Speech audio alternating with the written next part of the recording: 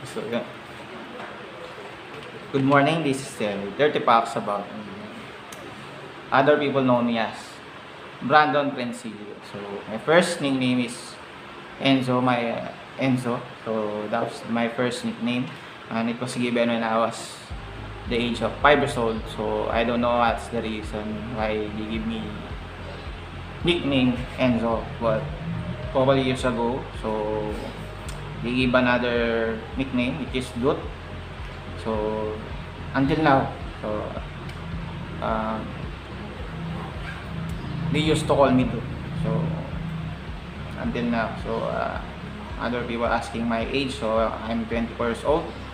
So although I look like 18 years old, it is because of my height. So people asking about my height, so I am 5'5". So and I do have a brown eyes and brown hair. Then again, I have a big hands compared to the other people.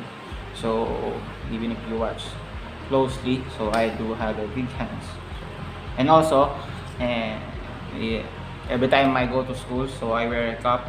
So the facts about me is that I do have a curly hair. So for the reasons is my father is same as my father. So I was born in the old village. So but my parents decided to go in Camachiles. So for the reason that they have a bad experience in the old village. So they decided to go in Camachiles and buy lot. So I was born in the old village, but I grown up in Camachiles, phase 1. Then my three favorite colors. First, it's gold. So the reason why I do love golds is yeah. Uh, Continue. So my three favorite colors. So first, gold, black, and white. So gold. So I do love anything gold. So when it comes to t-shirts, then black when it comes to pants, then white when it comes to cup or a handkerchief. So that's the reason why I do love these three colors: gold, black, and white. So my favorite foods is first bulang lang. So I remember when I was the age of 10 years old. So my grandmother every time after we went to school, so he cooked a bulang lang for lunch. So that's the reason why I do love bulang lang since when I was in grade school. So even in time when I was in high school, so all the time she cooked bulang lang when we requested. And second is samunado. So I remember the first time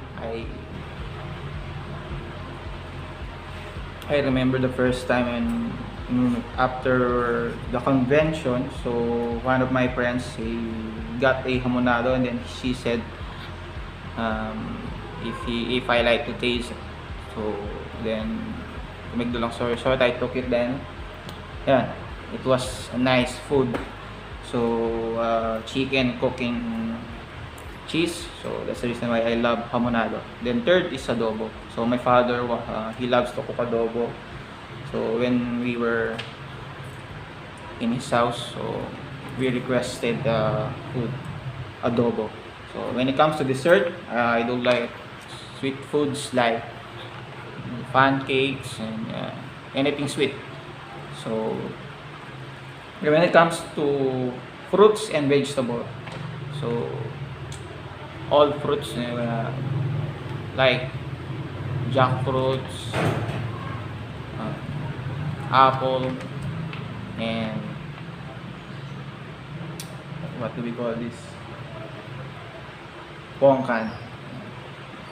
Then vegetable, so except from kalabasa. So I learned to eat kalabasa when I was in Iloilo City. So one of our pastor, he cooked a, what do we call this? A dish, just I forgot the name. So, but when the time that I eat kalabasa, so I realized, so it's delicious. Then next is, did you know what that I'm a guitarist? So when I was a kid, so I don't like music, but when the time that we were in church, so my mother so told me that just try to play a instrument. So when I was in 11 years old, um, I play keyboard at the church, and time passes by, I train myself as a drummer, then bassist. So year 2015, so I joined a clan, which is the Life Striker clan. Then good thing happened. I joined a band. So one of the member of the clan was inspires me to play guitar. So that was the starting point at the age of 13 years old. So